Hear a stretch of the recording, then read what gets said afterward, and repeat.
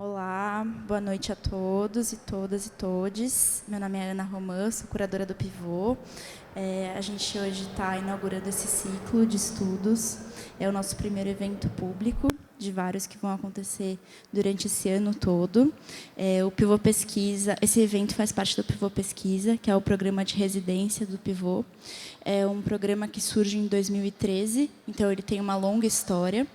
E a cada ano que ele passa, ele se reconfigura.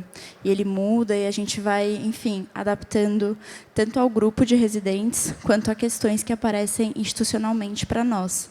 E esse formato de ciclo de estudos é uma novidade para nós também aqui. A gente está trabalhando esse ano junto com a Mônica, que vai apresentar um pouco do que a gente pensou até agora e de como vai ser a palestra de hoje. E queria agradecer a todos que estão aqui hoje, novamente. Oi, gente, boa noite. Bom, obrigada, Ana. Para mim é um prazer estar aqui com vocês.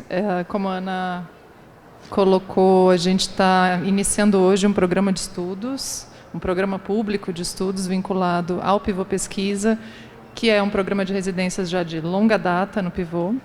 Então é uma honra, assim, uma alegria enorme estar aqui essa noite e, enfim, com esse grupo.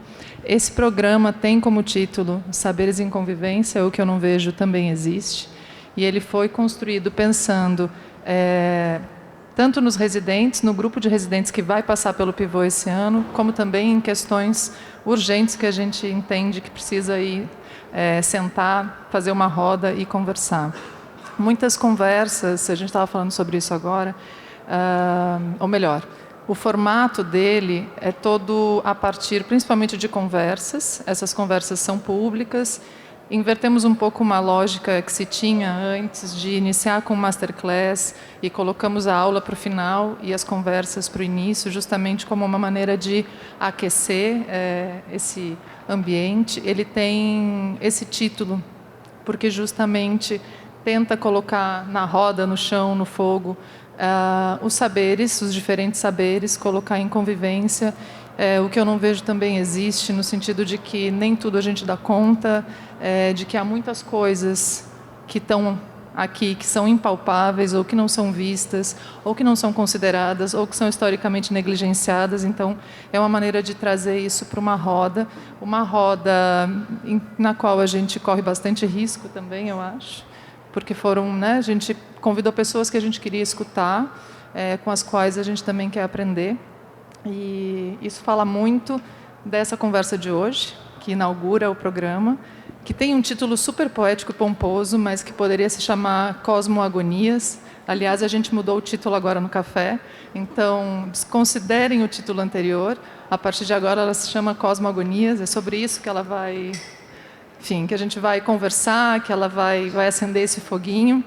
E com muita honra, muita alegria, muito prazer, eu anuncio as nossas convidadas, a Célia Tupinambá e a Fabi Borges.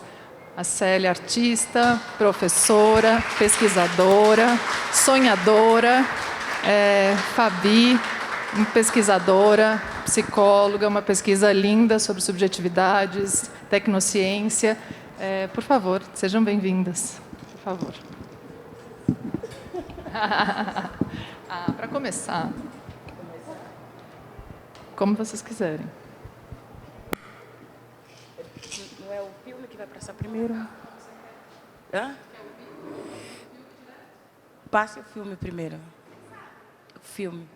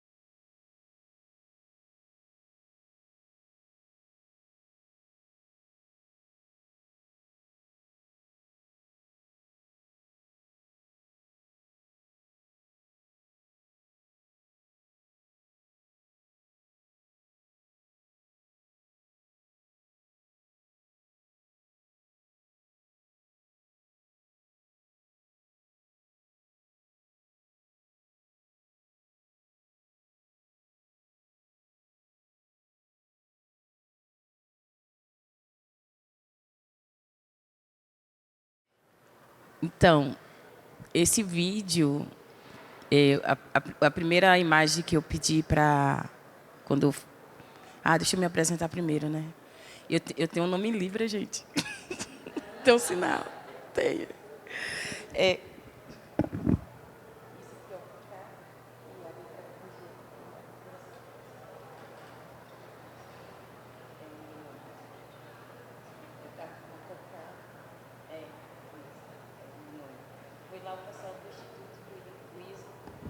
Foi o pessoal do Instituto do Surdo lá no Rio de Janeiro. Foi no Índice, foi. Aí eles me deram o nome, meu sinal. Foi, me deram. E aí foi incrível, né? Meu momento lá. E levar para eles também o manto, né? E eu trouxe para vocês hoje esse filme, nessa imagem, o manto em movimento e em silêncio. No primeiro momento que eu pensei no manto, eu pensei nesse silêncio, né? E ver os outros mantos aonde estão e estão silenciados. E aí eu falei assim, e como se o manto tivesse em movimento, como seria? Então eu resolvi pegar o manto e apresentar ele por todo o território. E aí a gente saiu para o rio, para a mata, pelas estradas. E ter esse ambiente, movimento. Eu falei, esse manto é um manto em movimento. Então, ele é para estar em movimento.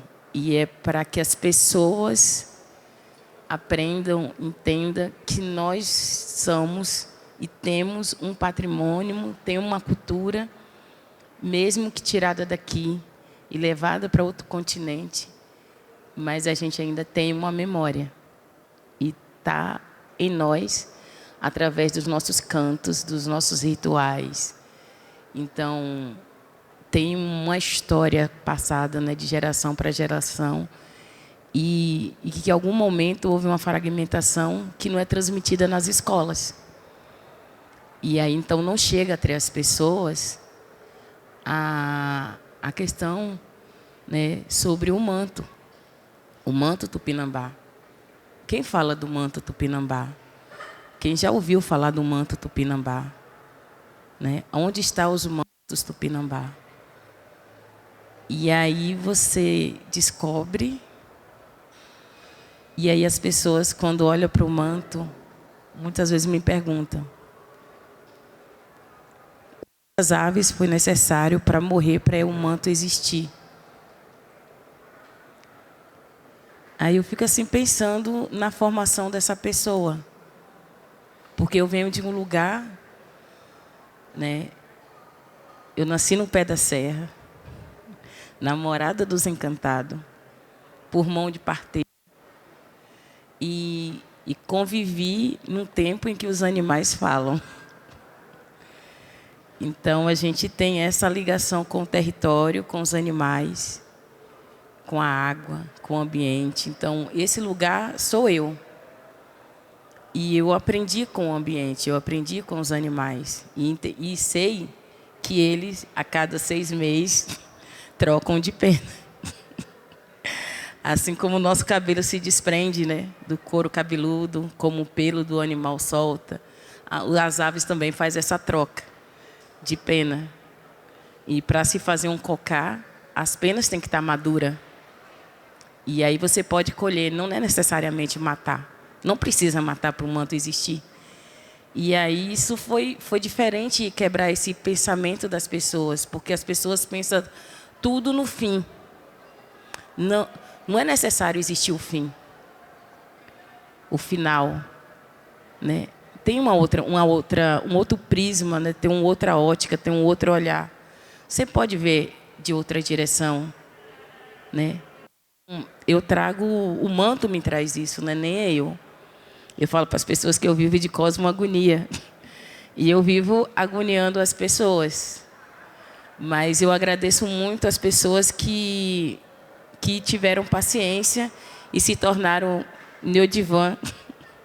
Falo isso da minha equipe. Mariana, Patrícia. porque durante a quarentena, né, elas me escutaram muito, né, falar do manto, elas foram minhas testemunhas. E falar das minhas cosmoagonias, né, do que vem para mim, que vem daqui, gente.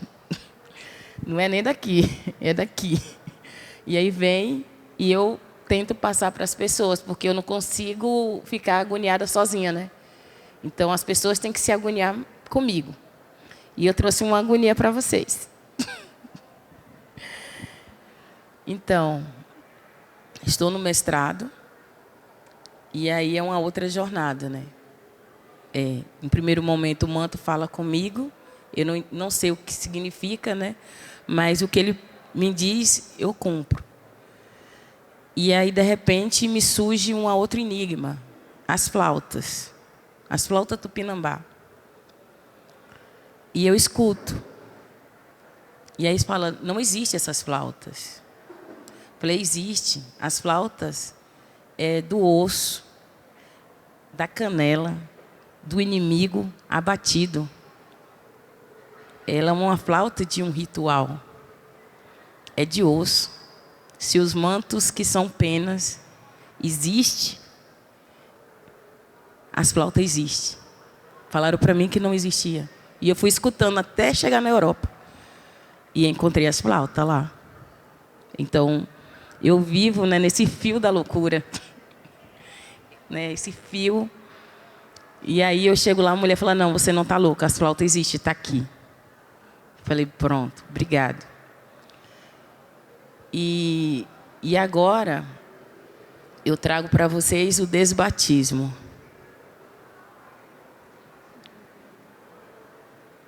Você já ouviu isso? Não, né?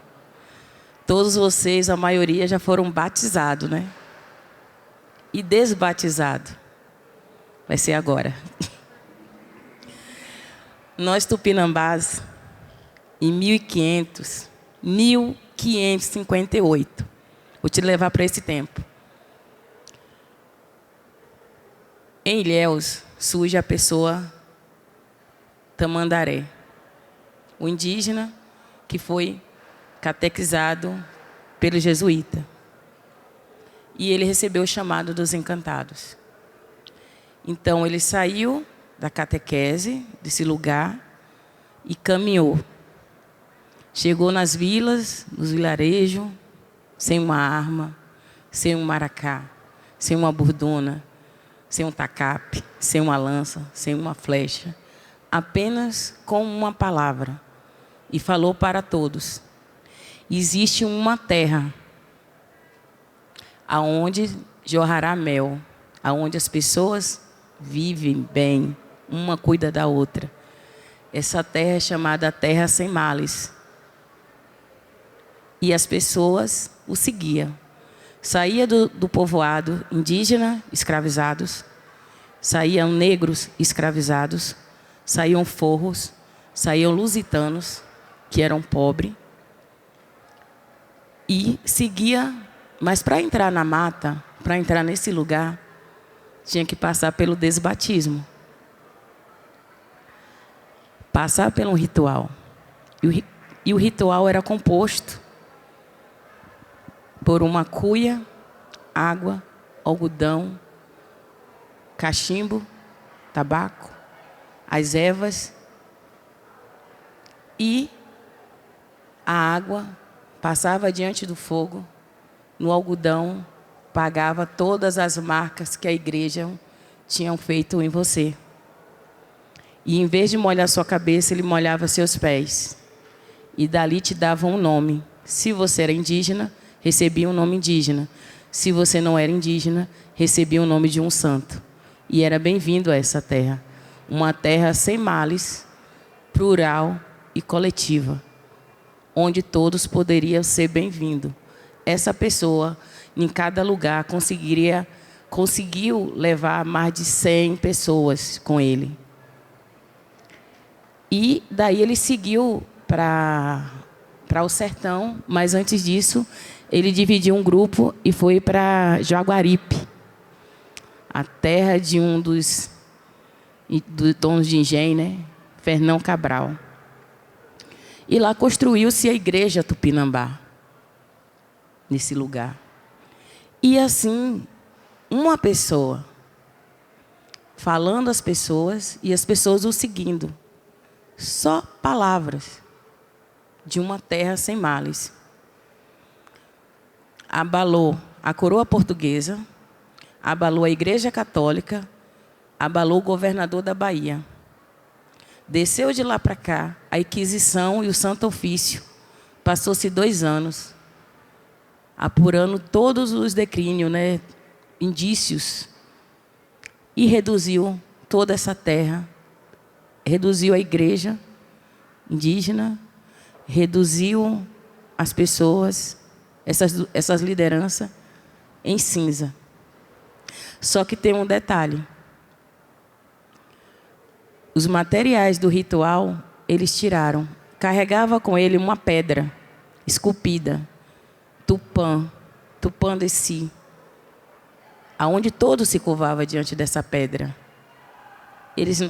E essa pedra não tornou cinza, né, gente? Eles retiraram. E os povos tinham uma linguagem, ele tinha uma escrita. Escrevia, ele não tinha um papel, eles não tinham uma Bíblia, mas tinha taubilha. As nossas escritas eram feitas nas taubilhas, na madeira.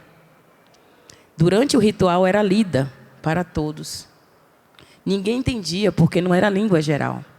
Era uma língua originária. Isso está dentro dos relatos das pessoas que denunciaram para a igreja. E essas tábuas foi retirada, não virou cinza. Eu acredito que ela exista. Ela está em algum lugar. E essa pedra existe, está em algum lugar. A gente sonha com ela. Eu vivo de cosmogonia. E as pessoas, que o mais interessante, mesmo reduzindo tudo isso a cinza, o povo negro continuaram a praticar o desbatismo. As pessoas continuaram a peregrinação de caminhar com uma imagem. Todos esses símbolos, mesmo reduzindo um pensamento, uma seita, como eles consideravam, mas ficou os seus vestígios. E ela existe. Isso, um pensamento de 1558. Que pensamento poderoso, né, gente? Aonde agregava todo mundo. Não tinha cor de pele, não tinha aparência, só tinha o bem viver. Viver bem, estar bem. E surge ali também a nossa primeira escola indígena. Surge ali a necessidade de nos conhecer e conhecer a nossa própria cultura. E eles fazem uma demarcação dessa igreja. É o nosso símbolo. Eles pegam a cruz, cruzam, e finca no terreiro. E fala dali. Os portugueses aqui não passam. Não passam o mau pensamento. A imagem vai ficar no centro, que era a pedra. É onde todo mundo fazia o ritual diante dessa imagem. E eu fico pensando da força desse momento. 1558.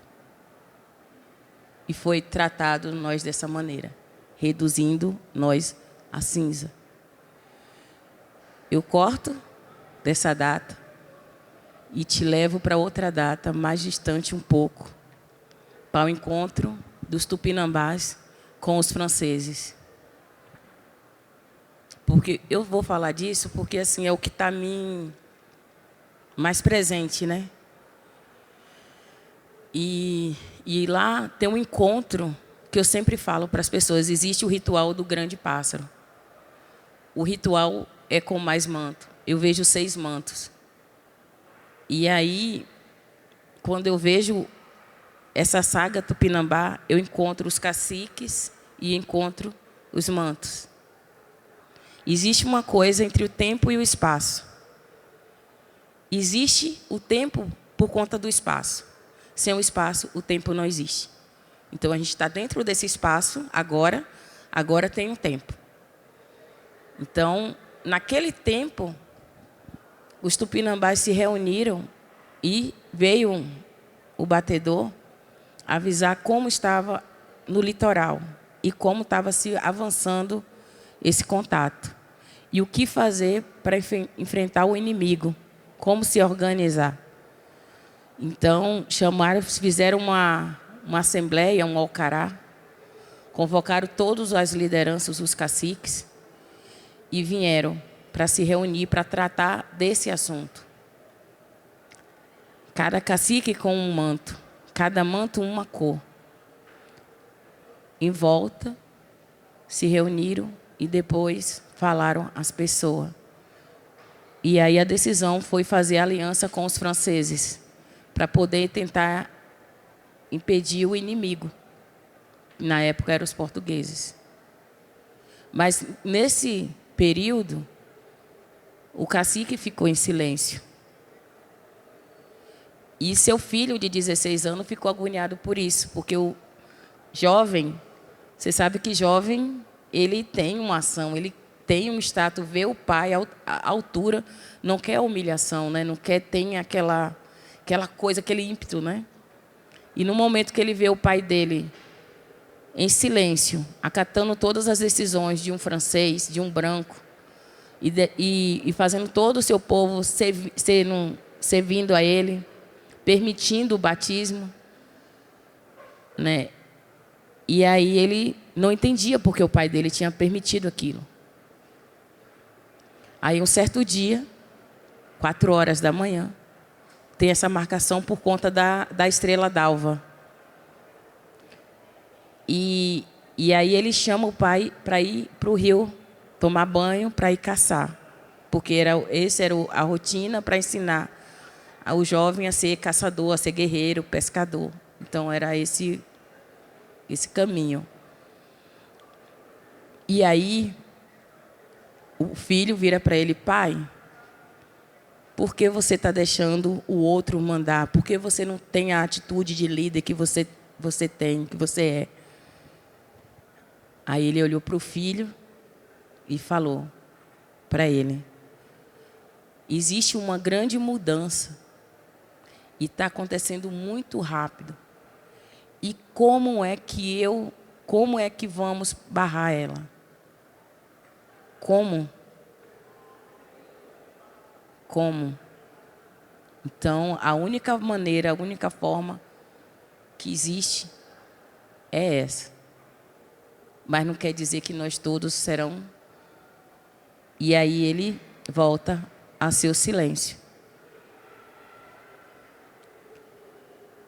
E eu estou trazendo isso para vocês, porque foi a melhor acerto que esse cacique teve. Foi o silêncio. O silêncio que foi decisivo, porque foi no silêncio, no tempo e no espaço, que eu e ele se encontramos. E hoje, eu estou falando aqui para vocês, que foi a melhor coisa que esse cacique tomou, a melhor decisão. Porque ele teve que atravessar o oceano, a França, o rei e a rainha, teve que se comprometer em nos proteger. Proteger, por mais que eles não cumpram, mas isso tem em nossa história, no nosso tempo e no nosso espaço, de proteger os tupinambás. Tem esse compromisso. E hoje eu posso fazer essa leitura. Eu falo para as meninas, né, falando que eu estou fazendo antropologia, mas é uma antropologia com arqueologia. E aí eu fico encontrando esses fragmentos, né, da história e tentando entender ela. E o que ela me diz, o que ela me importa, né, o que ela fala.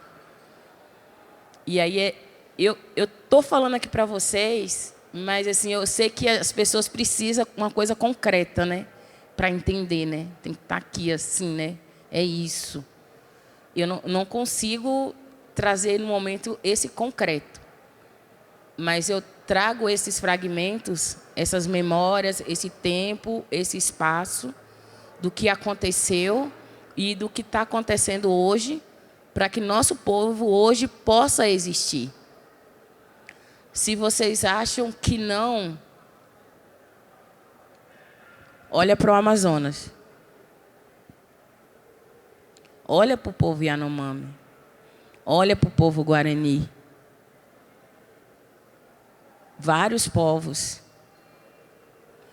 lutando para permanecer no seu território. A mudança que o cacique viu e falou para o seu filho 3 horas da manhã, 4 horas da manhã. A mudança que vinha. E era muito rápido. E ele não conseguia barrar. Como barrar essa mudança? Então, nós do Nordeste, a gente segurou o máximo que a gente pôde. E se você olhar para o outro lado, você vê povo de recente contato, povo ainda contactado, povo ainda de índio de situação isolada. Esse cacique, guerreiro, o silêncio dele venceu. Ele fez o que ele pôde para barrar aquela mudança. A gente não consegue parar essa mudança. Mas o como fazer para que a gente não seja engolido por essa mudança?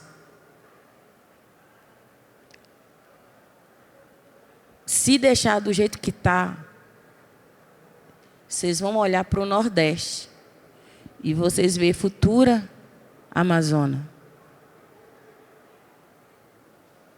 A história, o livro, para você ler, só basta virar o rosto, não precisa virar a página. Você não precisa fazer isso. Só precisa olhar e ler com os olhos, abrir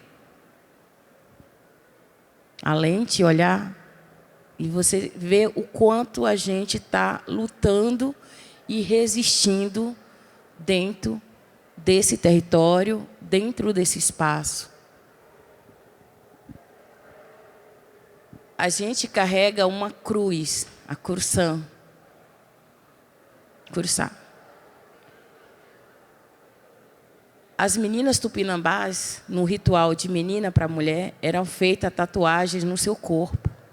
Era curado com genipapo e cinza de abrobeiro. Essa cruz saiu de nossa pele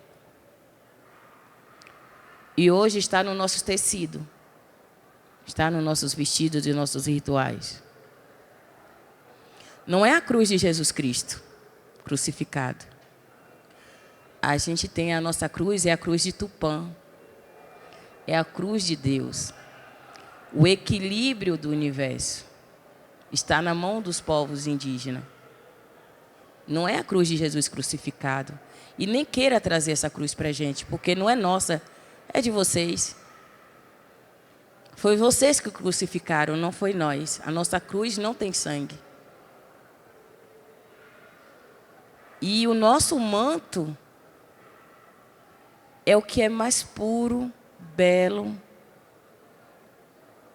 e tem uma leveza, uma pureza nele, que é um selo entre o mundo celestial e o mundo terreno. E quem porta ele tem que trazer essas duas sabedorias. Ele tem que saber entre o tempo e o espaço. E ele tem que direcionar a sua nação, o seu povo, para existir e continuar existindo. E aí, eu fico pensando, né? Quando é que a gente vamos quebrar esse projeto que veio do outro lado do oceano, que transformou várias pessoas em corpos híbridos e que foram transformados em capitões do mato, que entraram dentro das matas e que destruiu várias nações. Pessoas que foram tratadas como simplesmente um projeto arquitetado para a desapropriação do seu território. E hoje essas pessoas estão aí. Porque o corpo híbrido, ele é aquele que transita entre duas culturas. A cultura da terra e uma outra cultura. E essa outra cultura foi quem dominou e mandou destruir a sua própria outra cultura. Como reverter isso? Como pisar no chão e dar um freio e vamos falar, gente, esse território é nosso, nos pertence. Vamos cuidar dele, vamos cuidar de nós. Essa terra sem males, ela existe. Ela é plural, ela é coletiva, ela não agride ninguém. A terra é para todos viver e viver bem. Obrigada.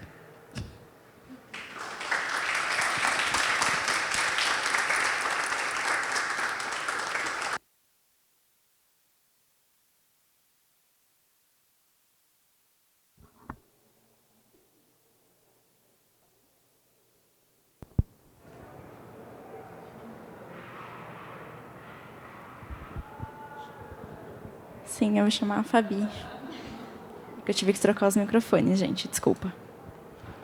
Imaginem meu constrangimento depois dessa narrativa ancestral e política, história de um povo, né?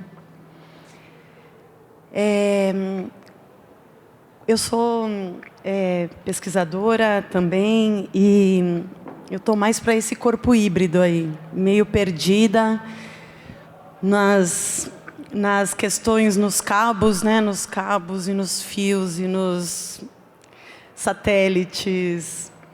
Mas eu pesquisei sobre você e nem agradeci, né? Obrigada por ter me chamado, feito isso comigo.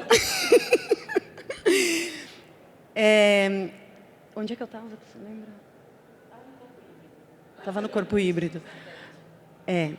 Aí eu comecei a pesquisar um pouco, né? Para quando eu fiquei sabendo que eu ia falar com Célia, eu fiquei pesquisando um pouco o trabalho dela e o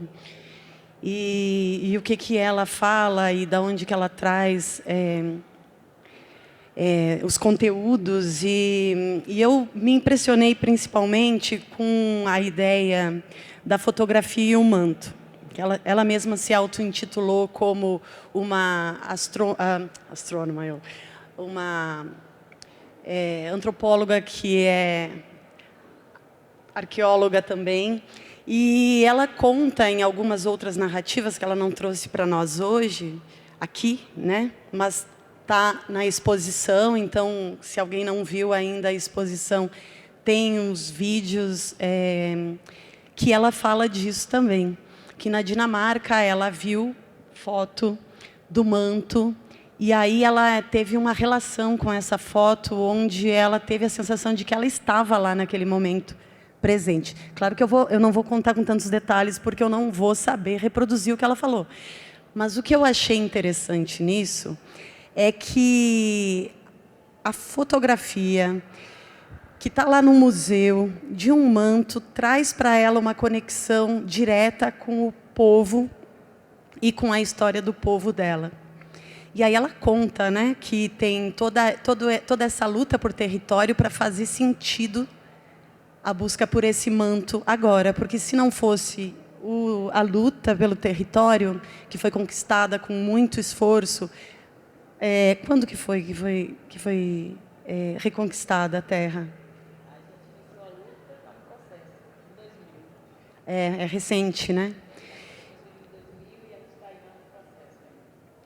Então, ano 2000. Então, precisou de todo esse tempo, desde esse silenciamento até agora, para que haja a recuperação desse manto. E aí eu queria conectar isso com um conceito que eu tenho tentado desenvolver, que é o ancestrofuturismo.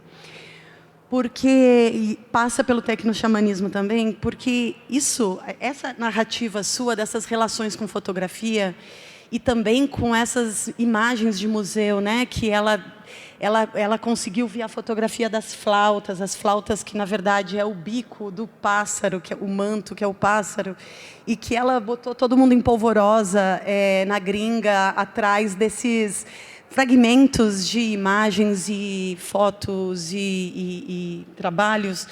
Eu fiquei pensando que isso me remeteu a uma luta pataxó, que é com quem eu tive mais contato dos povos indígenas, que quando a gente foi fazer o Festival de Tecnoxamanismo com a aldeia Pará Pataxó, a gente que estava na organização teve que ir bem antes para preparar todas as coisas, né? E aí eu assisti um ritual, mas é importante dizer que para muitas pessoas, inclusive indígenas, os pataxós não são mais considerados indígenas porque eles perderam a língua, ou, sabe, eles são criticados por causa do resultado dessa história avassaladora que se deu sobre os povos e sobre os pataxós e tupinambás em específico. E eu assisti um ritual que eu fiquei absolutamente encantada, que é assim: eles não falam a língua, mas na escola eles estão aprendendo o Pachorrã.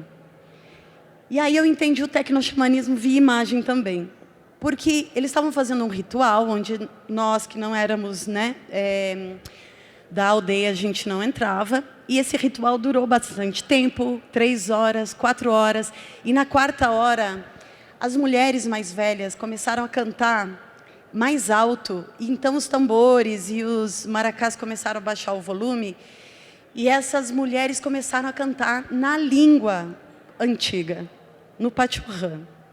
É uma tecnologia ritual de rememoração. Essa memória, ela só é acessada nesse lugar. E aí todos os adolescentes, as crianças saíram com os celulares, indígenas, saíram com os celulares para gravar esse acontecimento. E trouxeram... e quando pararam de gravar, elas pararam de cantar depois de um tempo e voltou o ritual normal. Eu fiquei muito impressionada com aquilo e perguntei para alguns jovens o que eles iam fazer com aquelas imagens, por que eles saíram com... né, o que ia acontecer. Eles disseram que iam levar... eles e elas, né, meninos e meninas, eles levaram para o... Eu estou ainda me acostumando com toda essa linguagem híbrida, tá? Elas levaram para o professor da escola, que por sua vez levaram para a faculdade lá da UFBA, né? e da estadual lá porque eles ficam no sul da Bahia. Então tem outras faculdades lá que tem professores que trabalham com linguistas, né? E que recuperam essas gravações e reconstituem o dicionário, que, por sua vez, vai para a escola e ensina as crianças a falar. Eu pensei nesse ritual, nesse acontecimento, porque eu achei muito parecido com o seu processo, né? Quando você fala que, através de uma imagem, você conecta um espaço-tempo, onde você estava na frente do cacique, né? E você é remetida a essa viagem espaço-temporal. Eu estou usando palavras que ela usa, né, nos discursos dela, mesmo que ela não tenha trazido tudo aqui agora. E eu fiquei pensando, poxa, que coisa mais maravilhosa a utilização de uma tecnologia que serve para produzir essa rememoração de forma tão potente. Porque as crianças na aldeia Pará, hoje em dia, elas falam muito mais Pachorrã do que há 20, há 30 anos se falava em toda a aldeia. Então, essa história da recuperação, ela se dá pela foto, mas ela se dá também pela potência desse ritual. Então, isso que eu chamo de tecnoxamanismo. Eu entendi o que era tecnoxamanismo nesse ato. E só para falar mais uma coisa, eu não vou conseguir trazer essa história como absolutamente verídica e histórica, dizendo tudo como é que foi, porque eu não pesquisei a fundo, mas eu estou morando em Ubatuba, e lá se fez o filme do Hans Staden. E para fazer o filme do Hans Staden, se convidou muitos indígenas para ir para a cidade. Vê se também não é tecnoxamanismo isso, porque é através de imagem e cinema. E aí eles fizeram, né, a simulação de uma aldeia. Na época, o Hans Staden, eu acho que era 1500 e pouco, né? Ele veio 2 vezes para o Brasil. E ele foi pego, não sei se vocês conhecem o Hans Staden, mas ele foi um alemão que foi pego pelos tupinambás. E os tupinambás pegaram ele para fazer um ritual um ritual antropofágico, e ele conseguiu sobreviver a esse ritual porque não parava de chover, e ele inventou uma história lá que era a guerra entre os deuses deles e tal. E não sei por que cargas d'água, não conheço tanto a história, mas eu só sei que ele conseguiu ser solto pelos tupinambás, e ele voltou para contar essa história.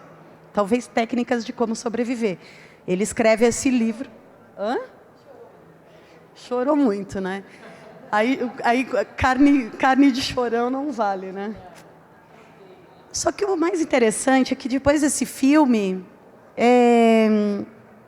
os indígenas que foram convidados para fazer o filme se recusaram a ir embora e ocuparam aquele território que, na verdade, era um território só para ser um setting de cinema. Não é tecnoxamanismo isso?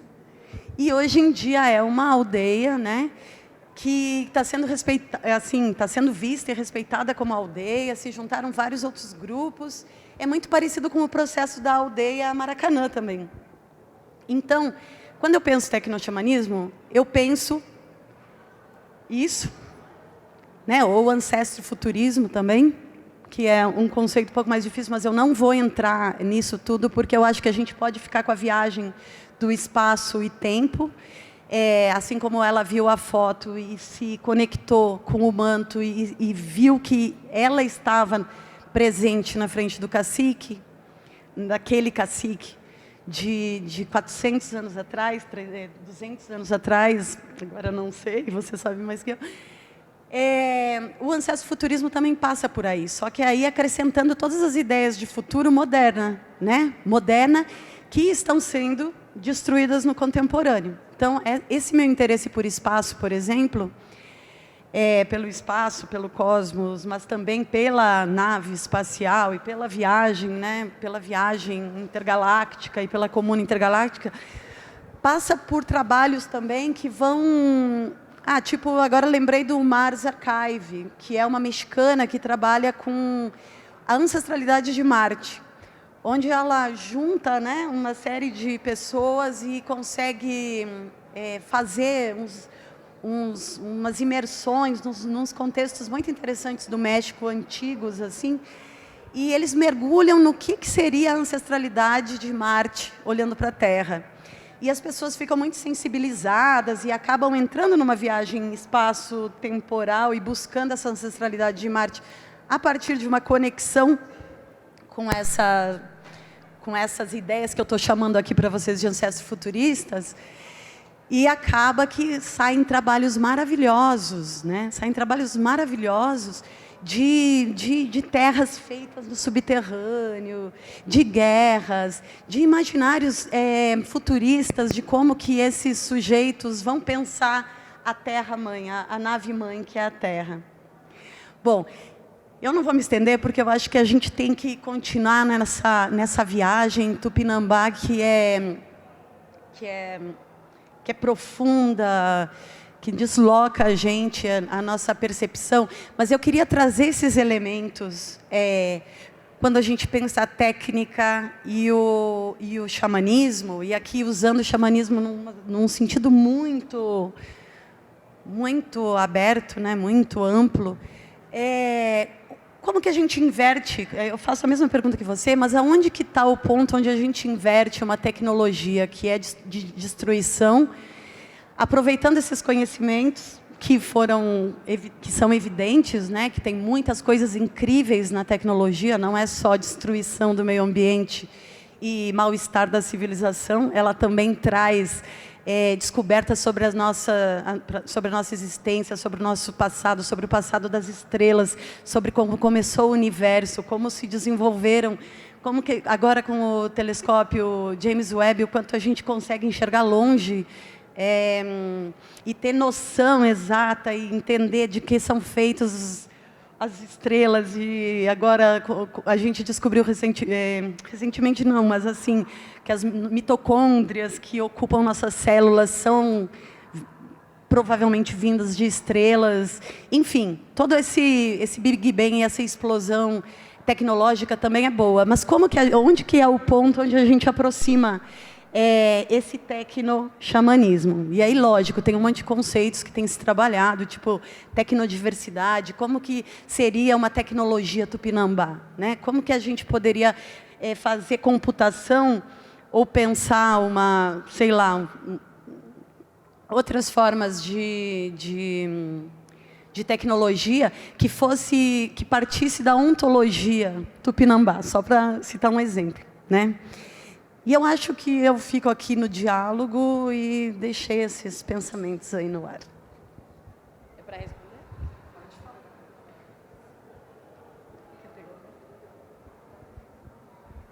Então, eu uso a religião tupinambá. Eu acho que a gente tem uma coisa própria. Acho que a gente foi muito estudado, né? E os nossos encantados vêm pelos ramos das estrelas. A gente sabia tudo sobre as estrelas daqui. E cada estrela que existia no céu, Tupinambá deu um nome.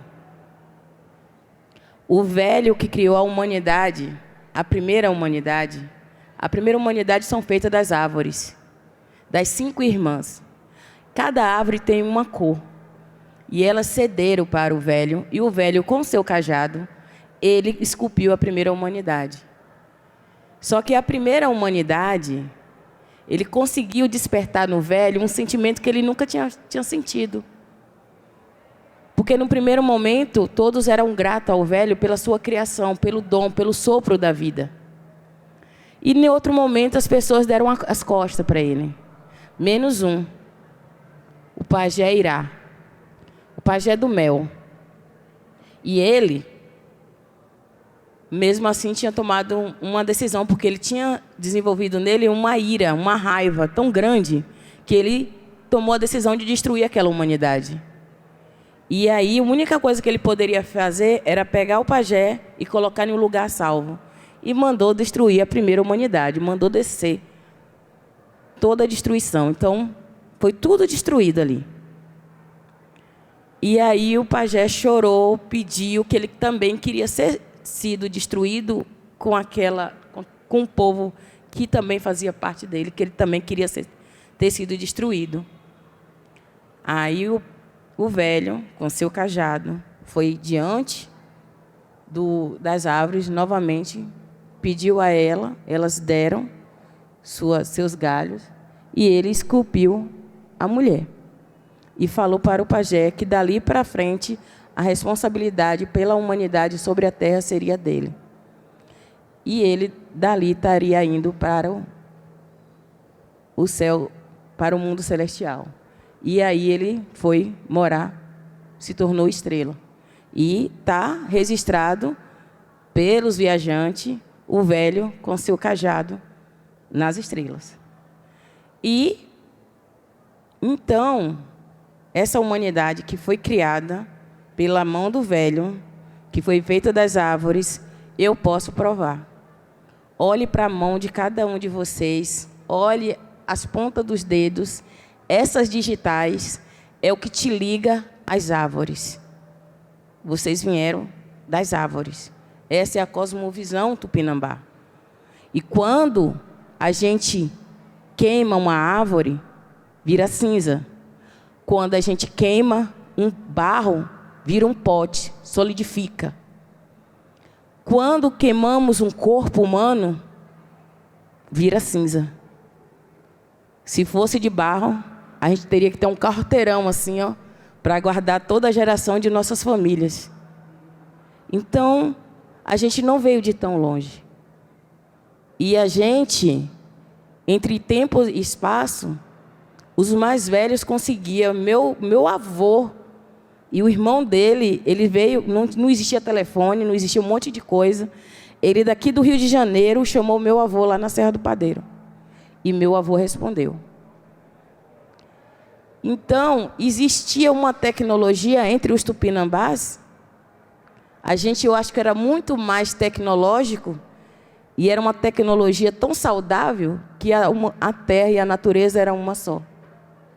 A gente não precisou destruir, criar tudo isso para mostrar que é poder ter essa estrutura. Não foi necessário. Mas manter o que tinha. As serras que elas existem, justamente, são portais.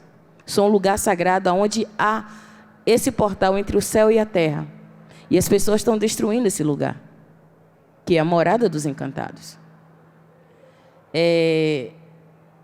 Eu falo disso porque eu nasci nesse lugar. A gente ia para o rio e a gente escutava, dentro da pedra, bicho, cachorro latir, galo cantar, criança chorar. E a gente perguntava para os mais velhos. Eles falavam, é ouro. É ouro, meu filho. Só os pagãos escutam. Quando é batizado, você corta esse vínculo.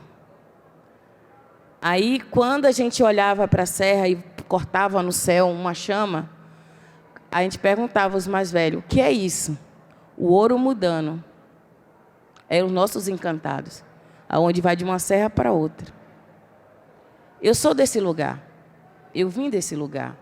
E eu quero manter esse lugar. A gente tem uma luta desde 2000 para essa demarcação do território tupinambá, que foi judicializada, a gente ganhou no STF.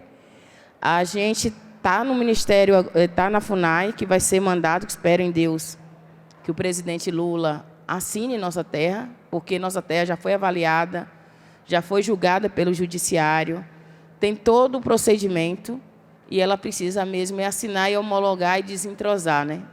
Então, a gente tem essa luta dentro do território tupinambá de Olivência, que é um território contínuo, e que é 47 mil hectares, 700 e pouco. Então, esse lugar que a gente tenta salvar, que eu chamo nossa arca de Noé. Cada quem tem que criar sua arca, né? Então, lá a gente está tentando sobreviver sobre o que o mundo está passando, né? A gente é impactado pelo mundo, pelo universo, pelas ações que o homem produz, mas a gente tem que tentar se segurar e se proteger no que a gente tem. Então, a gente está criando alguma coisa. Eu estou nessa caminhada para juntar os mantos, né? Porque são 6 mantos. Tem 5 em Copenhague, tem 3 na Itália, 1 na França, tem 1 em Bruxelas, que o de Bruxelas faz parte dos mantos que estão em Copenhague. Foram desmanchados e fizeram aquela coisa lá. E tem 1 em Basel. São 11 mantos em 5 países, sendo que 2 são fotografias, são pinturas, né? E tem 1, supostamente, que virou cinza, mas acredito que não. Então, como os mantos se fala comigo, e como tem esse chamado, né, de entender essa cosmotécnica, né, do fazer o manto, e hoje eu aprendi uma palavra do Guarani, chama geré, e a gente usa gereré. Aí eu falei, o ponto do manto é o ponto do gereré, e geré quer dizer circulação. E gereré é um instrumento de pesca circular que a gente usa para o rio para pescar. E aí é gereré. E é o ponto que é o manto. Eu fiquei, gente, olha a circulação aí, é o círculo aí, né? Então, eu fico muito feliz quando eu encontro esses pequenos fragmentos, né? Que é para mim fazer essa leitura, para o mundo a gente conseguir fazer essa leitura, né?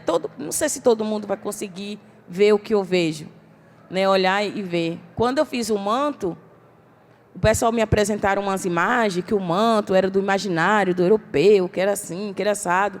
Apresentaram várias gravuras. E aquelas gravuras falaram, isso aqui, essa história contada pelo imaginário do europeu, foi feito em solo europeu, que os viajantes contaram uma história. Eu falei, então, se tem uma história, tem alguma coisa que meu povo escreveu através deles. E lá tinha uma mãe com a criança no colo, dando de mamar, e uma criança entregando para ela uma pena. Eu olhei para aquilo ali para mim e falei, faz sentido isso. Aí ele falou, como assim, Célia? Se ele já ouviu essa cena aqui? Eu falei, essa cena aqui é real. Ele, como assim? Eu falei, meu filho, quando eu estava fazendo o manto, ele criança, ele ia no terreiro e encontrava o terreiro repleto de pena. Ele só catava uma pena e trazia, mamãe, aqui para o manto. E me entregava uma pena. Eu falei, aqui só tem uma criança e uma criança com uma pena na mão. Isso aqui é verdade. Isso aqui é real. Eu posso provar. Isso é real. Todas as crianças lá na aldeia iam no terreiro e só traziam uma pena para mim. Quando era um adulto, trazia um moio. Ele não cata uma pena. O adulto não, vai catar um bocado, vê lá, encher a mão e te traz. A criança não. Ele está repleto, cheio de várias penas. Ele só vai escolher aquela que ele agrada. E ele vai te entregar com aquele sentimento dele. E essas penas eu peguei e coloquei todas nos mantos. Todas que eles me entregaram, eu coloquei. E eu falei, pode até ser feito em solo europeu, mas isso aqui é real. Isso aqui foi feito pelos tupinambás, onde as crianças entregaram uma pena para essa mulher que estava com o manto nas costas, com a criança dando de mamar. Eu falei, isso aqui é real. Eu destaco isso aqui, ó. Circulei e mandei ele dar esse destaque para essa imagem, porque essas imagens falam comigo. Eu tenho um olhar que, como você destaca, né, é de entender a trama, né? De ver essa trama, de fazer essa leitura desse nó, para poder desenrolar esses outros nós, né? E eu acho que eu vou parar por aqui para ouvir vocês, né? As dúvidas, alguma coisa, né? Posso comentar mais uma coisa?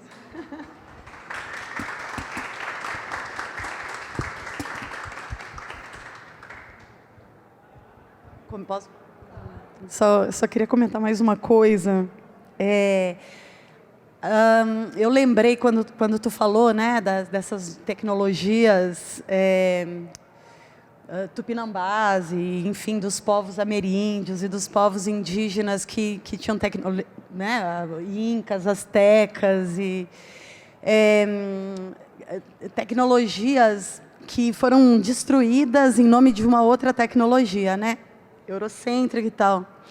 Mas aí eu queria dar só um outro exemplo de tecnoxamanismo, mas não sei se é essa palavra, tá, gente? Eu estou usando porque foi onde esse debate levou, ou ancestrofuturismo, deve ter vários outros nomes, ou tecnodiversidade, cosmotécnica. Eu estava na Dinamarca também, essa Dinamarca aí, ó, vou te dizer, ela chama, tem uma coisa lá na Dinamarca, há algo acontecendo no reino da Dinamarca. Que eu estava lá na Dinamarca também, convidei um amigo meu para ir lá jantar, convidar uns amigos e tal. Eu estava num apartamento de um outro amigo, do Ewen, lá do Capas, lembra? Jürgen. Aí, gente, ele convidou os amigos dele do candomblé. Aí eu, nossa, o candomblé na Dinamarca, como é que é? Só os puramente brancos, né? Foram 3 pessoas, o pai de santo e eles 2. Tá, e mais 2 pessoas que não eram do candomblé. Marcela Lucatelli e uma mestra dela lá. Gente, aí foi muito interessante que a gente começou a tomar vinho e começou a conversar sobre as possessões, como é que era na Dinamarca, qual a diferença do Brasil e tal, porque esse pai de santo deles, na verdade, era filho de indígenas do Canadá. Olha a trama. Aí, eles começaram a confessar para o pai de santo que eles estavam utilizando a tecnologia do candomblé, que eles aprenderam com esse, né, com esse pai de santo, para ativar os orixás deles, que são os orixás, os deuses vikings, né? E aí eu fiquei muito impressionada com essa ideia, porque aí eles começaram a contar, e o pai de santo, que não sabia que isso estava acontecendo, começou a ficar muito indignado. Ele não gritou, não se alterou nem nada, mas ele começou a dizer: vocês estão indo para um domínio que eu não domino, e isso me assusta muito. E eles começaram a dizer, por exemplo, que quando encarnavam Odin, eles conseguiam falar os textos também, né? De uma memória que se dava somente na possessão, só que a boca ficava com gosto de sangue por mais de uma semana. Olha isso. Então existe... Só deixa eu fazer um comentário que vocês podem me achar absurdo. Mas essa recuperação de memória que está acontecendo com os povos tupinambás, está acontecendo com os povos pataxó, está acontecendo com o que sobra de politeísmo na Dinamarca, ou lá naquela parte do mundo, ou os próprios aborígenes, que também têm feito um resgate tremendo, o empoderamento de povos africanos agora que, enfim, entra em política, mas com a entrada da China, fortalece algumas potências de memória. Ou, inclusive, a própria China, que agora viu que está numa crise de valores e resgata essa força do taoísmo e do confucionismo, bota isso como central dentro do governo do partido. Essas coisas todas me parece que, diante das catástrofes climáticas, diante do que está acontecendo com a Terra, ela chama essa memória. Está entendendo? No fio da loucura.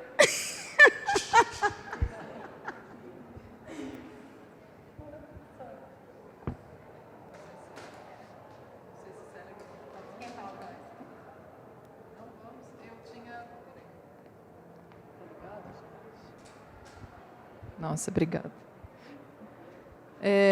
Fabi, Célia, muito obrigada. A ideia é que a gente abra para conversa. Eu, na verdade, anotei exatamente isso. Eu queria tocar no fio da loucura. Qual é esse fio da loucura? Né? Assim, nas práticas, nas pesquisas, nesses entrelaçamentos espaço-temporais, para vocês duas. O fio da loucura, e eu tenho uma outra pergunta que talvez tenha a ver com as cosmotécnicas, ou, enfim, entendimento tecnológico, é o que vocês estão sonhando. Entendam como quiser o que vocês estão sonhando agora. Que sei que Célia sonha muito, né? E é uma cosmotécnica.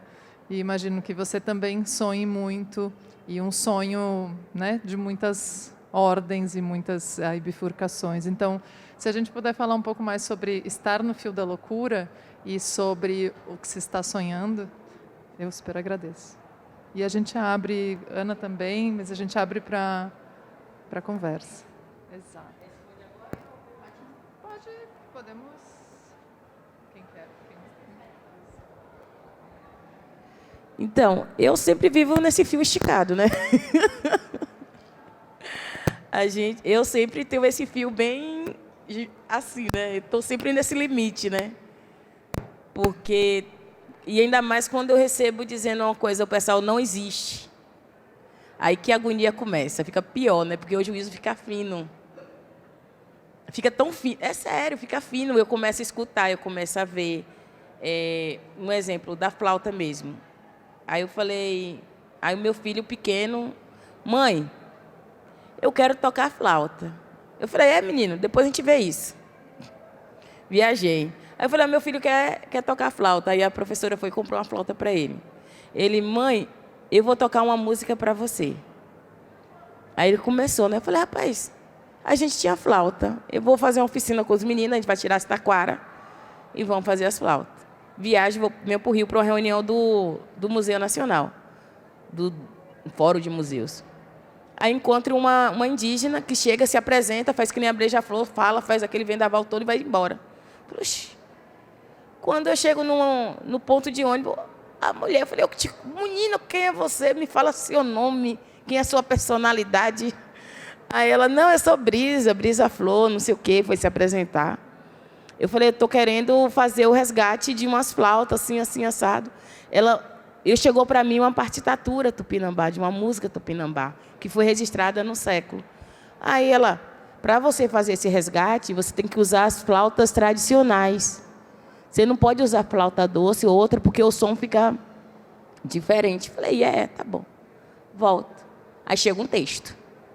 Aí fala assim, aí eu vou ler no texto e está lá. As mulheres, uma descrição da pessoa que está vendo o ritual, mas ele coloca nesse lugar do demônio, né? As mulheres vestidas no vermelho escarlate, parecendo o demônio, acompanhada dos guerreiros, tocando flauta, que as flautas eram feitas do osso da canela, do inimigo abatido, papapá. Eu falei, espera aí, gente, é osso, é humano, o osso existe. O osso não é terra, não é pena. Aí eu fiz a matemática entrou na hora. Aí eu falei, essas flautas existem. Aí eu vou lá ligar para todo mundo, que eu conheço, que é de museu. Eu falei, gente, as flautas tupinambá, cadê? Ele, não existe. As flautas que existem é uma flauta do povo Mauri, que é o osso humano, é a única flauta que tem, e esse povo fez um trabalho e essas peças humanas voltaram para o povo. Eu falei, se existe do povo Mauri, existe tupinambá também. A pessoa nunca desiste, né? Não tem como ele ouvir ou não.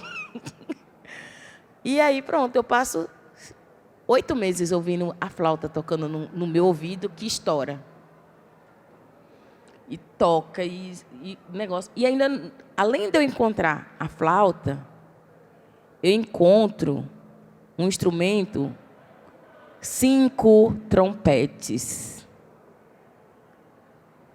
que está lá em Copenhague. E esses trompetes eram soprados, são 5, soprado para sair uma nota, pelas mulheres tupinambás. Eram tocado esse sopro, que ele é aberto, diferente da flauta, que é comprida, ela é aberta, para ser tocada pelas mulheres tupinambás. Elas também tocavam instrumento de sopro. Aí eu falei, gente, eu fui caçar, atirei no que vi e matei o que não vi. Encontrei mais instrumentos tupinambás. Uma coisa que eu achei na história das gravuras foi uma imagem de um tambor, 2 caixas, que lá em casa eu já tinha, né? Mas eu nunca tinha visto o desenho gravura. Tem uma gravura relatando o esporte indígena, né? E essa gravura tem lá no final, que eu dei um zoom, a tecnologia. Está aí a tecnologia. O zoom, gente, o zoom merece, é tudo. Dei o zoom na imagem. Olhe lá no final, o cara com 2 baquetas, tocando 2 caixas.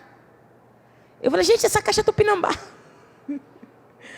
Eu falei, onde é que estão essas caixas? Eu já sei. Vou atrás do povo banto de Salvador, porque assim, todos os instrumentos de caixa, de percussão, é ligado só ao povo africano, o povo indígena. Alguém já viu? Não, só se for fora do Brasil, né, do território brasileiro, ninguém identifica nenhum povo indígena com instrumento de percussão. Aí eu falei, gente, espera aí. O Comando Agi, eu tenho uma conversa com tu, é o que é? Ele falou, tem uma coisa que o povo negro, como teve aquela confluência, os quilombos, tal, a nossa cultura era que nem um jarro, um pote. Jogou no lajedo, estraçalhou fragmento para tudo quanto é lado, cada quem pegou um fragmento, e agora Tupinambá quer montar esse jarro de volta. E vocês têm uma coisa que ele deu para vocês guardar. O toque. Aí ele... Eu tenho uma caixa Tupinambá e está com vocês. Vocês sabem tocar e vocês têm a caixa. E é Tupinambá. Aí eu mostrei a imagem. Ele, Célia, realmente, não é nossa, não. Aí eu contei a história. Meses depois, a mulher, lá em Salvador, disse que chegou no lugar onde foi apresentado todos os instrumentos e ela identificou a caixa Tupinambá. Ela, Célia, você precisa vir em Salvador, num lugar não sei aonde, a caixa está lá. Eu falei, só que não é só a caixa, é o toque. tem o toque. E tem uma música. Eu tenho um sonho e eu vejo um lugar de concentração que só tem mulheres. Só mulheres, todas agachadas. A imagem é sombra. Eu não tenho... Não é colorido, né? É diferente. É um lugar frio, sombrio. É triste, né? Mas todas as mulheres agachadas de perder de vista. Um lugar assim, imenso. E aí chegou uma mulher, uma voz, e falou assim, a música está aí. Porque eu estou procurando a música, tá, gente?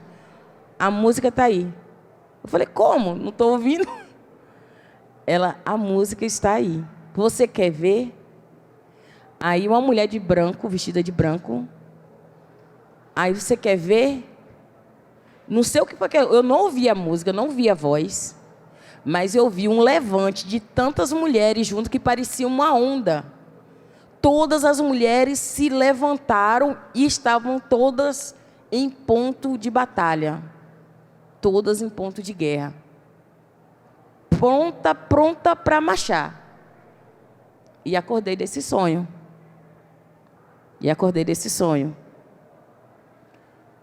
E aí o sentimento que eu tinha, eu sentia a frieza do lugar. Eu fiquei assim sentindo um monte de dia nesse lugar, esse negócio, mas eu não consigo ouvir. Eu falei, gente, precisa sair essa música. Precisa ter essa música, né? Ter esse canto, né? Porque é um canto que eu acredito que é um canto de cura, né? As pessoas irão cantar mesmo inconscientemente. E essa cura será emanada por causa do sopro, que o sopro é eterno. E o sopro vai em uma dimensão e quando volta, volta em outra. Mas ele é eterno. É isso. Eu sonho.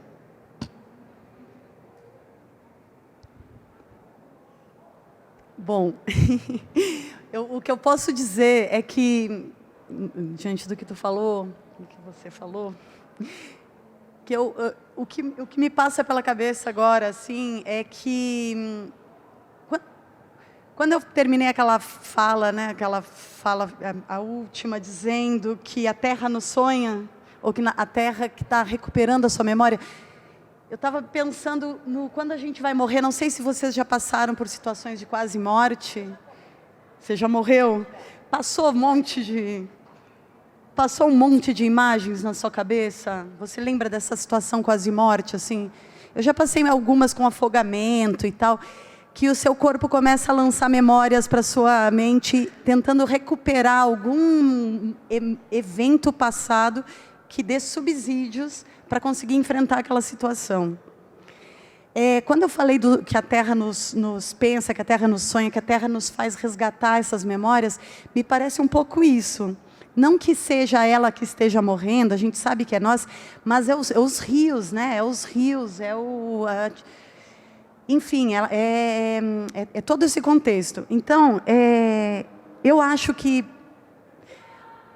durante a pandemia, ou no início dela, a gente teve uma experiência de sonhares, né? De sonhares que foi tremenda e que foi muito potente, e que eu acho que era mais ou menos isso, era, de novo, a humanidade se sonhando, a Terra sonhando o humano, colocando tudo em xeque, mas logo depois isso é aplacado e volta tudo a uma certa normalidade, onde essas profundidades, essas correntezas subterrâneas não são recuperadas com força. E durante a pandemia a gente coletou sonhos, né, do pessoal, e aparecia muita coisa maravilhosa, assim, tipo matilhas de animais invadindo as cidades, as pessoas tirando as roupas e enfim, vivendo, ganhando pele de animal, ou aqui no rosto explodindo furúnculos e saindo animais de dentro, pássaros, inclusive. E aí é impressionante o quanto essa é uma relação de terra sonhar, né? Então, é isso que me passou pela cabeça. quando tu perguntou o que tu estava sonhando, eu ainda estou sob o impacto dos sonhos da pandemia. Tentando chegar naquele momento onde tudo parecia que ia acabar e que foi tão tremendo esse inconsciente coletivo sonhando suas matilhas, saca? Oi, gente. Antes de abrir para o público, eu tenho, na verdade, uma pergunta para a Fabi, que vai ao encontro dessa relação com essa Fundação Memória da Terra.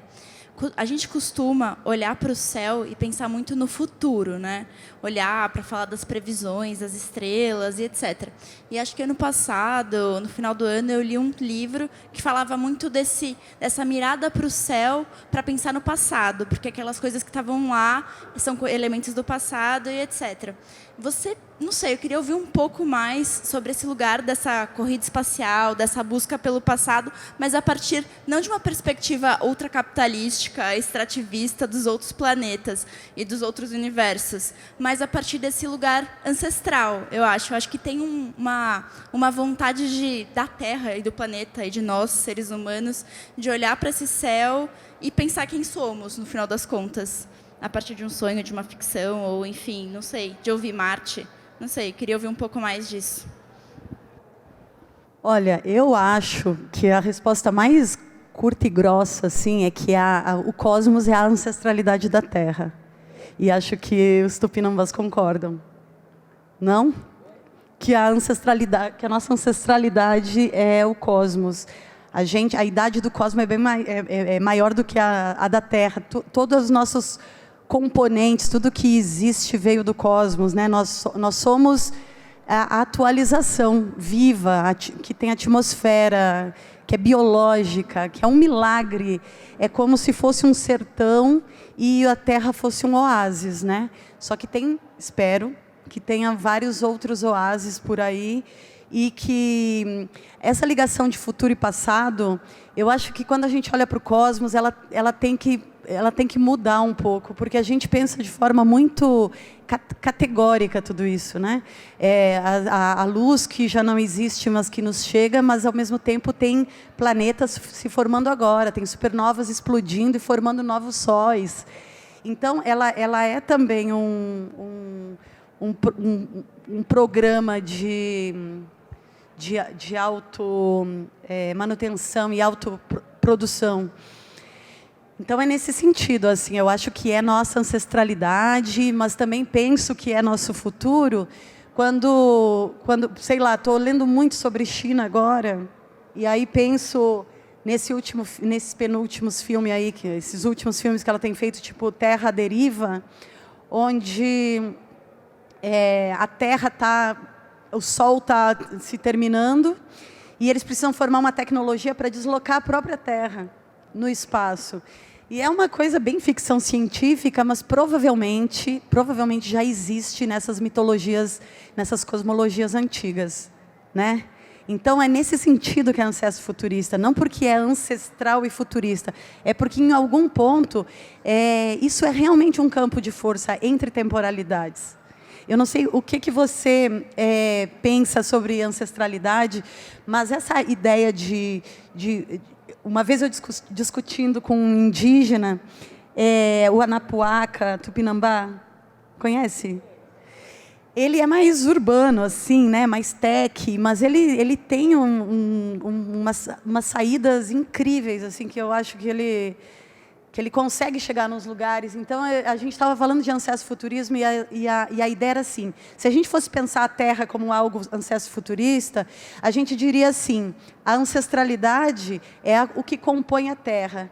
E a sua biologia, a atmosfera, é esse futurismo, que é a Terra ciborgue, que a dona Haraway vai falar, né? Ela vai chamar a Terra de ciborgue, porque a atmosfera ela não foi feita do nada, ela foi feita a partir dos elementos que habitavam nessa Terra e que foram formando ela. Eu acho isso lindo, eu acho isso uma imagem maravilhosa de pensar a Terra como ciborgue, para não cair no erro de achar que ciborgue seria só metal, né? Seria só metal, não seria orgânico e vital. É nesse sentido. Mas eu gostaria de saber como é que é a tua visão sobre a ancestralidade, a sua ideia.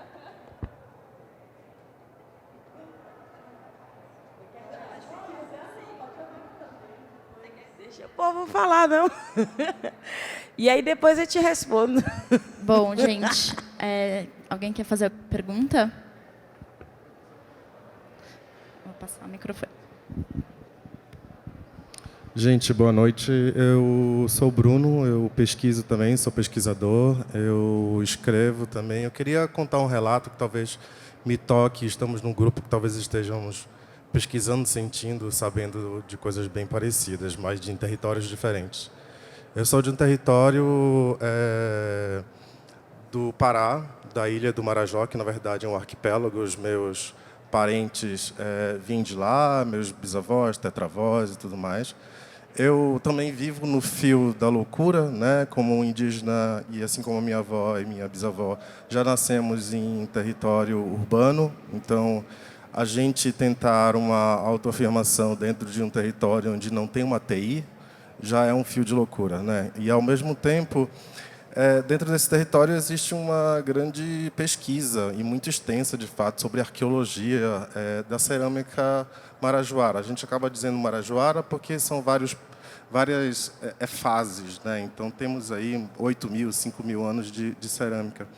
A questão que eu quero trazer, na verdade, é um fato que se liga à própria pesquisa que Célia está apresentando, mas também ao que Fabiane traz enquanto tecnoxamanismo.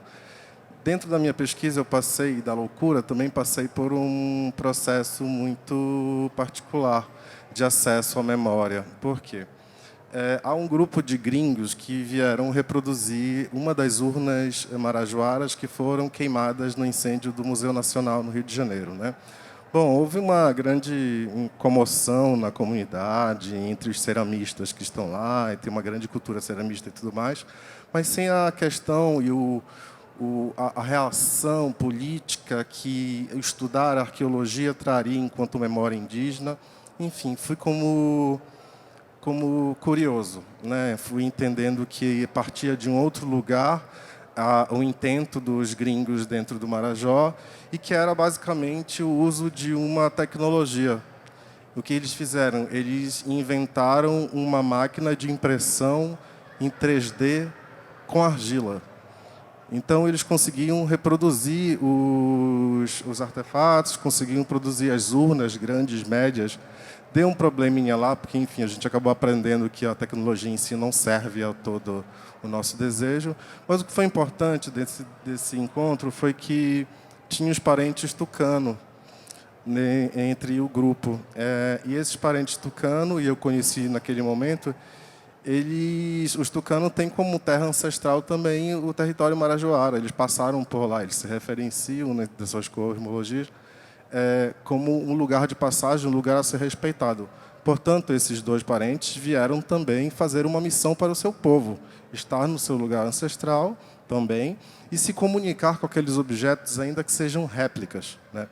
E aí teve o gatilho, assim, um gatilho muito bom, um gatilho de loucura também, mas também um gatilho de que há isso que a gente está vivendo. Há as nossas pesquisas, mas há isso que a gente está vivendo, e que, no momento em que esses parentes começaram a conversar com as réplicas na sua língua originária, se quebrou ali um tempo. Se quebrou ali a função do próprio espaço, de estarmos reunidos para uma observação da tecnologia, mas não era mais sobre a tecnologia. É sobre um outro tempo e também sobre uma nova história que, para meu objetivo de pesquisa, me serviu como um portal, né? Um gatilho de um segundo passo a que a arqueologia e a antropologia podiam nos dar, mesmo que ainda ali não existam pessoas que se autodeclarem, ainda que não exista um território indígena, mas que, de fato, ali existe uma memória, né? Então, eu queria trazer isso para o grupo, muito mais para que, enfim, ressoe dentro das pesquisas de vocês, e também agradecer pelo relato de que agora, em outros territórios, em outras pesquisas, tem feito muito sentido também para mim. Obrigado.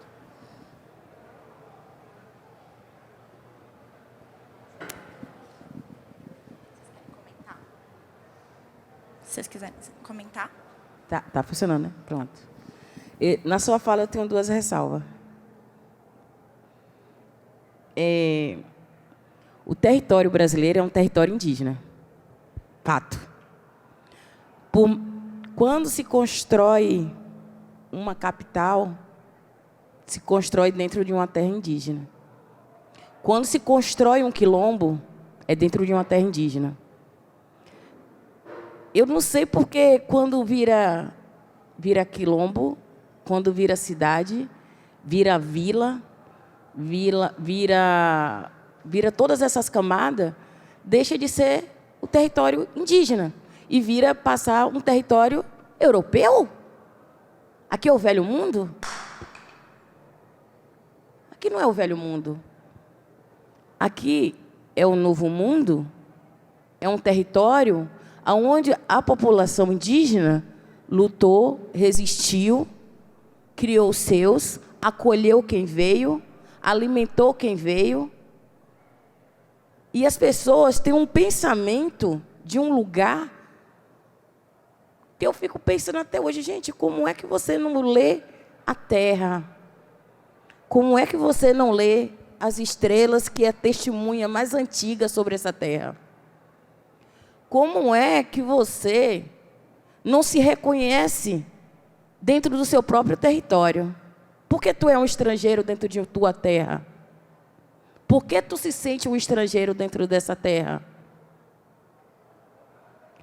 Os pessoal fala de um negócio chamado de autoafirmação, auto não sei o quê, nananana.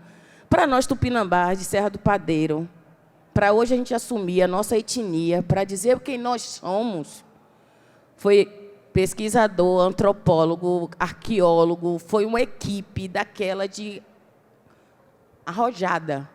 A gente passou por uma sabatina. A terra teve que botar para fora, para a antropóloga pegar a cerâmica e fazer um teste. Não, é tupi. A terra teve que dizer para a gente que nós somos dali. E nós nunca saímos dali.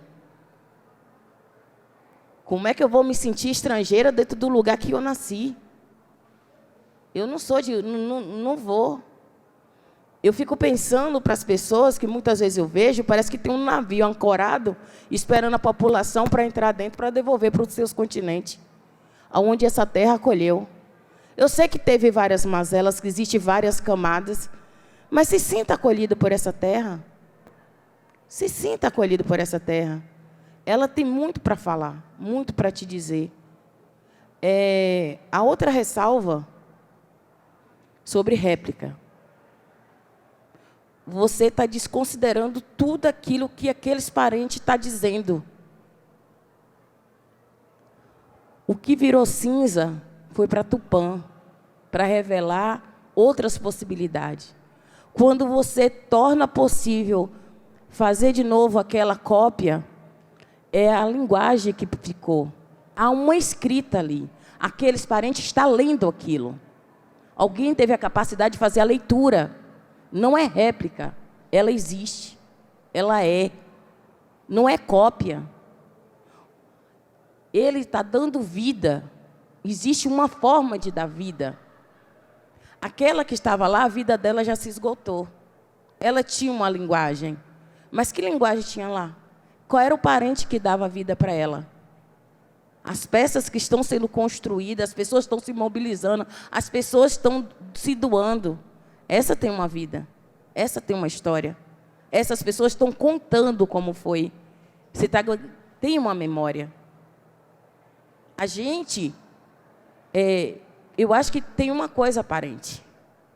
Parentes. Vocês pegaram o discurso do outro para vocês. Quebre com isso. Essa linha tem que ser quebrada. Se pertença a essa terra. Defenda essa terra. Faça parte dessa terra.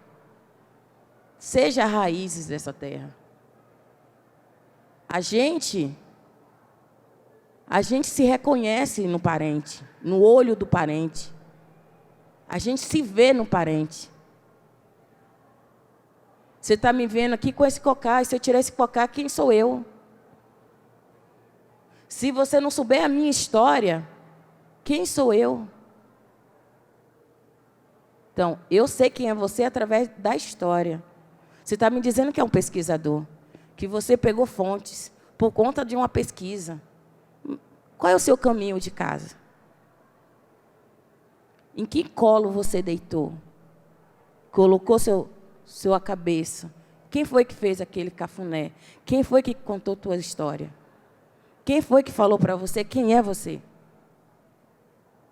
Eu acho que as pessoas têm uma memória que, por si só, se apaga.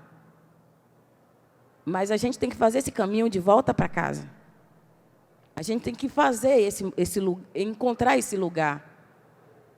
A gente precisa encontrar. A gente precisa se encontrar. É uma cidade, é um bairro, é alguém, é você que quer ser coletivo.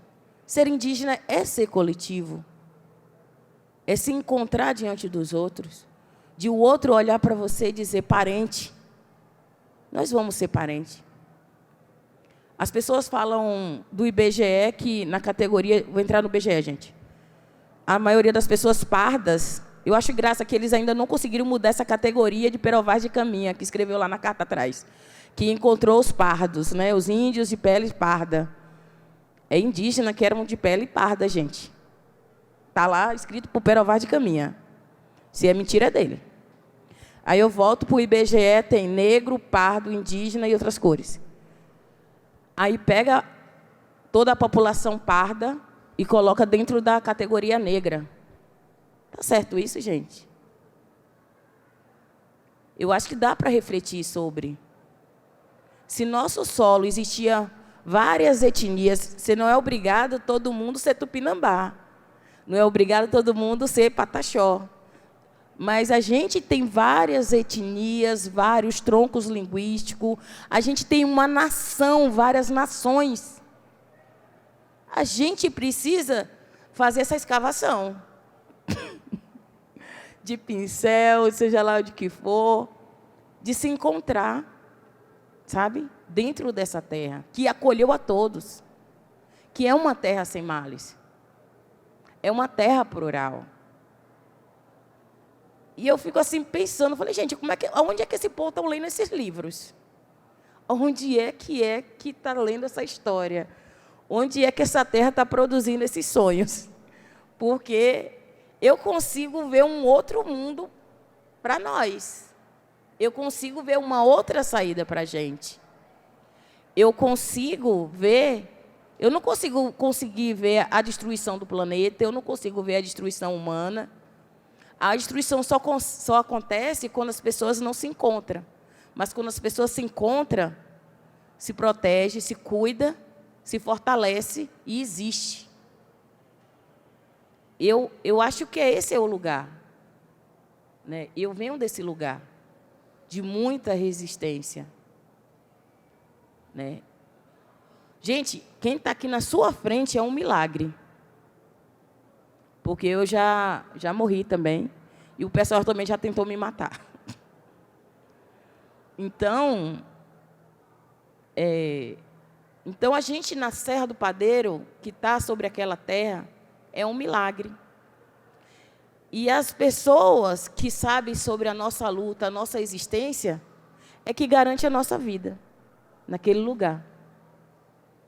Então, parente, quando a gente tem uma coisa que as pessoas têm, se elas estão em silêncio, é porque teve uma violência.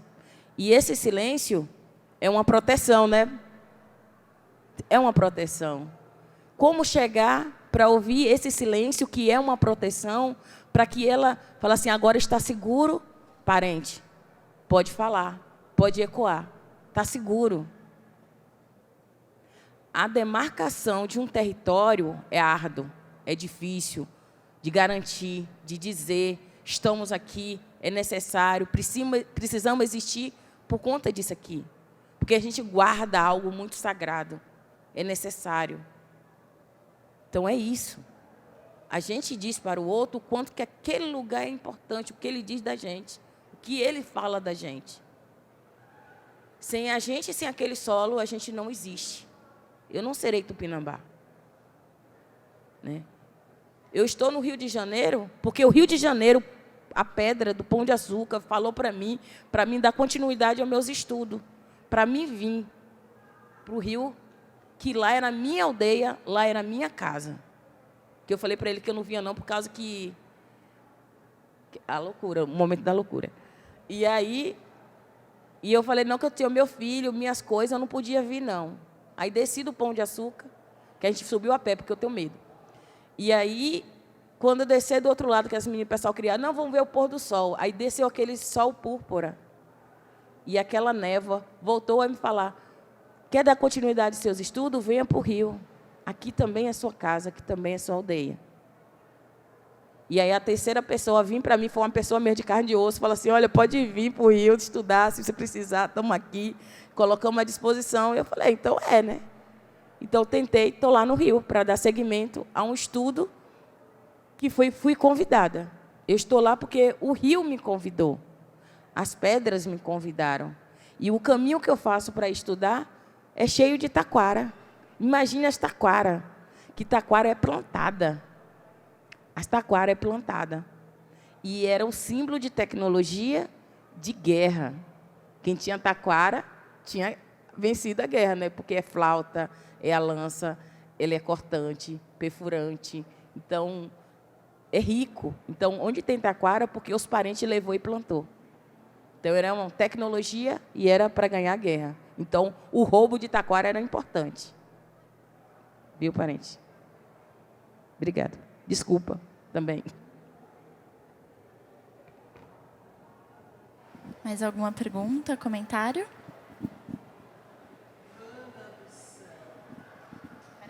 Que lindeza! Não, acho que eu nem sei falar com isso. Não, mas aqui é pra gravação. Vamos assistir. Ah, tá bom. Era só mais 6.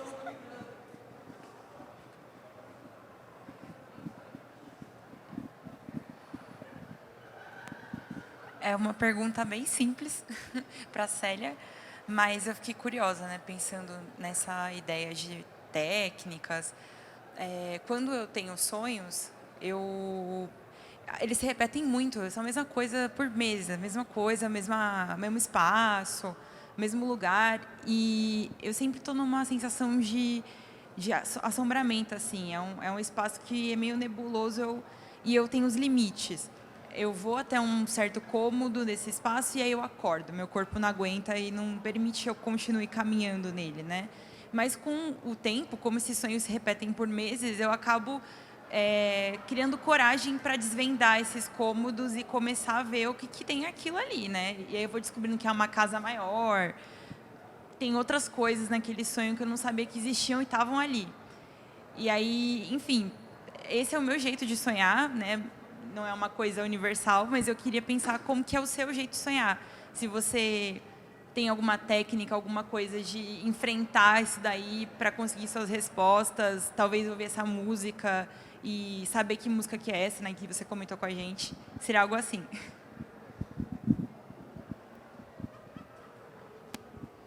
Sonho. Lá a gente sonha até coletivo, né? Quando a gente sonha, todo mundo sonha igual. E aí a gente vai ter um exercício, eu acho.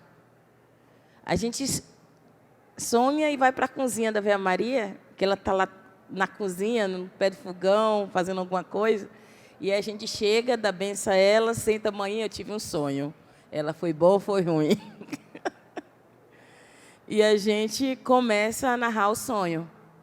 Depois chega outro. Mãe, tive um sonho. E começa a contar o sonho para ela. E ela começa a desvendar o sonho para a gente. Se é cuidado, se é atenção, o que é. E aí, outra coisa, quando os encantados chegou e a gente sonhava, a gente não ligava, né? Contava o sonho mal, ou menos. Rapaz, e tinha aquela sensação, né? Aí os encantados, isso não é sonho, isso é aviso, preste atenção para caminhar na terra. Aí, todo mundo tomou aquele chacoalho, então parou de ficar achando que sonho é sonho, que, segundo os estudiosos, sonho é a repetição do dia a dia, né? Que é uma coisa do imaginário, do nananana. A gente não, é dado e fato. Então, eu sonho, quando eu sonho, todo mundo fica atento, né? O que eu sonho é real. E aí, eu faço uma matemática. Acontece um distanciamento do sonho, período que vai acontecer, e tem uma aproximação do sonho. Para você entender, porque senão pode ser que nesse período você perde a contagem e aí acaba não associando e acaba levando para esse lugar que fala assim, repetição, não liga, então você não tem. Então, o sonho, ele pode te enganar, ele tenta te enganar, mas você tem que estar, ele está te ensinando, você tem que ficar esperta.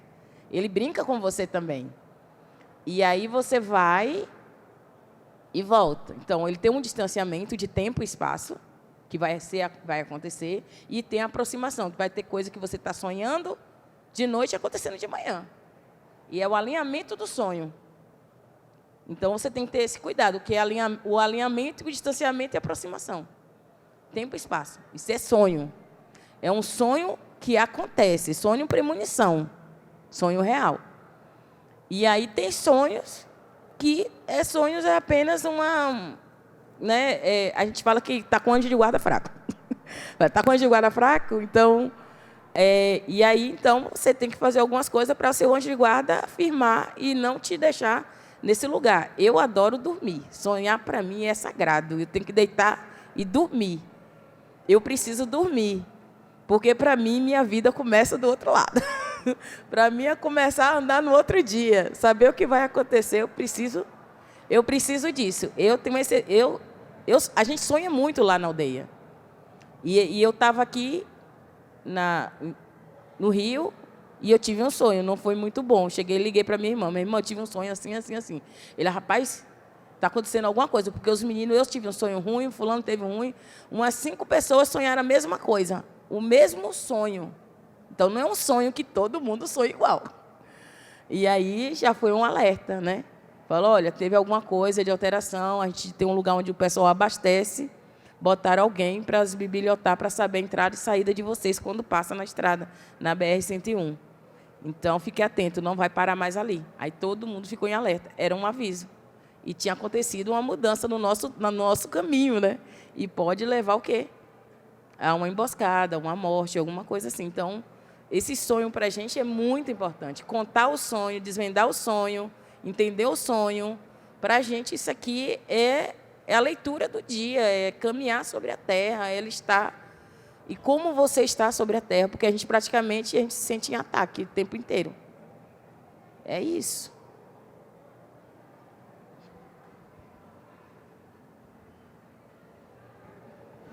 Bom, pessoal, alguém tem mais alguma colocação? A gente está terminando, na verdade, então é o tempo da última pergunta.